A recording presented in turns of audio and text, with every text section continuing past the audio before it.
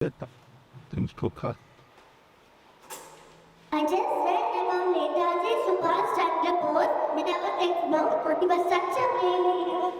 Imagine if Netaji, one of the India's greatest freedom fighters, returned today. Imagine if he was here today, what would he think about us? Jai Hind! What is this place? And who are you all? It's you, Netaji Subhas Chandra Bose. You are the mayor of 2025 and this is our school. The year 2025? Tell me, children, is India truly free and united now? Yes! Yes, Netaji. India is free, but we face new challenges. Many people have forgotten your lessons of unity and sacrifice. What keeps people so distracted?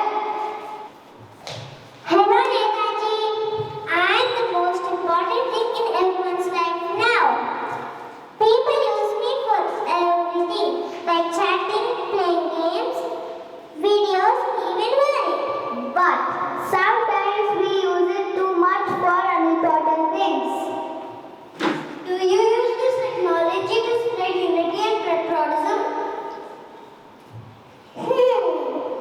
Sometimes, but mostly for selfies and funny videos. Children, technology is powerful, but it must be used for progress and not for distractions. When I put